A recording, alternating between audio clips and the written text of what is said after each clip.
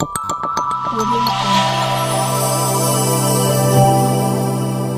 Jungle.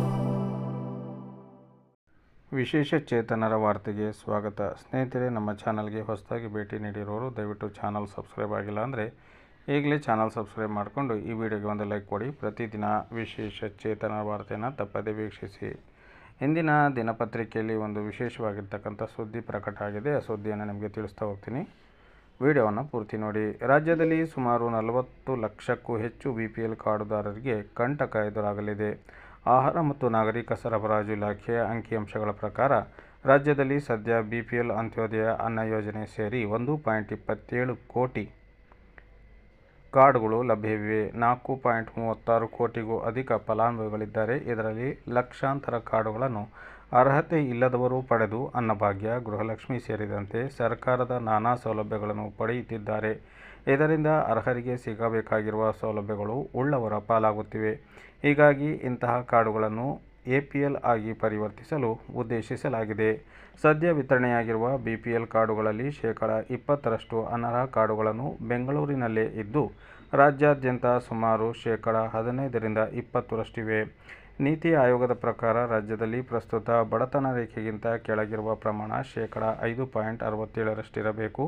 ಆದರೆ ರಾಜ್ಯದಲ್ಲಿ ಈ ಪ್ರಮಾಣ 80ರಷ್ಟಿದೆ. ರಾಜ್ಯದಲ್ಲಿರುವ ಸದ್ಯ 1.27 ಕೋಟಿಗೂ ಹೆಚ್ಚು ಕುಟುಂಬಗಳಿಗೆ BPL ಕಾರ್ಡ್ ನೀಡಲಾಗಿದೆ. ಹೀಗಾಗಿ ಅನರ್ಹ BPL ಕಾರ್ಡುಗಳನ್ನು ರದ್ದುಪಡಿಸಿ ಅರ್ಹರಿಗೆ BPL ಕಾರ್ಡ್ ಒದಗಿಸಬೇಕು ಎಂದು ಸ್ವತಃ ಮುಖ್ಯಮಂತ್ರಿ ಸಿದ್ದರಾಮಯ್ಯ ಅವರೇ ಅಧಿಕಾರಿಗಳಿಗೆ ಸೂಚಿಸಿದ್ದಾರೆ. ಈ ಹಿನ್ನೆಲೆಯಲ್ಲಿ ಆಹಾರ ಮತ್ತು ನಾಗರಿಕ ಸರಬರಾಜು ಇಲಾಖೆಯ ಕಾರ್ಯಪ್ರವೃತ್ತರಾಗಲು ನಿರ್ಧರಿಸಿದ್ದು, ಅರ್ಹರಲ್ಲದ BPL ಕಾರ್ಡುಗಳನ್ನು APL ಕಾರ್ಡ್ ಆಗಿ ಪರಿವರ್ತಿಸಲು ಮುಂದಾಗಿದೆ. ಆರ್ಥಿಕ ಸ್ಥಿತಿವಂತರು BPL ಕಾರ್ಡುಗಳನ್ನು ಪಡೆದು ಬಡವರ ಸೌಲಭ್ಯಗಳನ್ನು ಕಸಿಯುತ್ತಿದ್ದಾರೆ. ಹೀಗಾಗಿ ಇಂತಹವರ BPL ಕಾರ್ಡುಗಳನ್ನು APL ಕಾರ್ಡ್ನಾಗಿ ಪರಿವರ್ತಿಸಲು ಸರ್ಕಾರ ದೃಢವಾಗಿ ನಿರ್ಧರಿಸಿದೆ. ಈ ಹಿಂದಿನ ಸರ್ಕಾರಗಳು ಕೂಡ ಈ ಬಗ್ಗೆ ಸಾಕಷ್ಟು ಪ್ರಯತ್ನಗಳನ್ನು ಮಾಡಿದರೂ ಪೂರ್ಣ ಪ್ರಮಾಣದ ಸಫಲತೆ ಕಾಣಲಿಲ್ಲ. ಇದೀಗ ಮತ್ತೆ ಕಟ್ಟುನಿಟ್ಟಾಗಿ ಪಾಲಿಸಲು ನಿರ್ಧರಿಸಲಾಗಿದೆ ಎನ್ನಲಾಗಿದೆ. BPL ಕಾರ್ಡುದಾರರ ಹೆಸರಿನಲ್ಲಿ ವಾಹನಗಳು ಇದೆಯಾ ಎಂಬುದರ ಬಗ್ಗೆ ಸಾರಿಗೆ ಇಲಾಖೆ ಮಾಹಿತಿ ನೀಡಲಿದೆ. ಫಲಾನುಭವಿಗಳ ಹೆಸರಲ್ಲಿ ಭೂಮಿ ಎಷ್ಟಿದೆ ಎಂಬ ಮಾಹಿತಿ ಕಂದಾಯ ಇಲಾಖೆ ನೀಡಲಿದೆ. ಇನ್ನು IT ಪಾವತಿ ಬಗ್ಗೆ IT ಇಲಾಖೆಯಿಂದ ಮಾಹಿತಿ ಸಂಗ್ರಹ ಮಾಡುತ್ತಿದೆ. ಸರ್ಕಾರಿ ನೌಕರರು, ಸರ್ಕಾರಿ ಪ್ರಾಯೋಜಿತ ಇಲಾಖೆ, ನಿಗಮ ಮಂಡಳಿಗಳಲ್ಲಿ ಕೆಲಸ ಮಾಡುತ್ತಿರುವವರ ಬಗ್ಗೆ ಮಾಹಿತಿ ಸಹ ಕಲೆ ಹಾಕಲು ಆಹಾರ ಇಲಾಖೆ ಮುಂದಾಗಿದೆ. ಅನರ್ಹರು ಯಾರು ಅಂತ ನೋಡೋದಾದರೆ, ಕುಟುಂಬದ ವಾರ್ಷಿಕ ಆದಾಯ 1.20 ಲಕ್ಷಕ್ಕಿಂತಲೂ ಹೆಚ್ಚಿರುವವರು BPL ಕಾರ್ಡ್ ಪಡೆಯಲು ಅನರ್ಹರು. ವೈಟ್ ಬೋರ್ಡ್ 4 ಚಕ್ರದ ವಾಹನವುಳ್ಳವರು, IT ರಿಟರ್ನ್ಸ್ ಪಾವತಿಸುವವರು, ಹಳ್ಳಿಯಲ್ಲಿ 3 ಹೆಕ್ಟೇರ್ ಒಣಭೂಮಿ, ತತ್ಸಮಾನ ನೀರಾವರಿ ಭೂಮಿ ಹೊಂದಿರುವವರು, ನಗರ ಪ್ರದೇಶದಲ್ಲಿ 1,000 ಚದರ ಅಡಿ ವಿಸ್ತೀರ್ಣದ ಸ್ವಂತ ಮನೆ ಹೊಂದಿರುವವರು, ಸರ್ಕಾರಿ, ಅರೆ ಸರ್ಕಾರಿ ಉದ್ಯೋಗದಲ್ಲಿರುವವರು.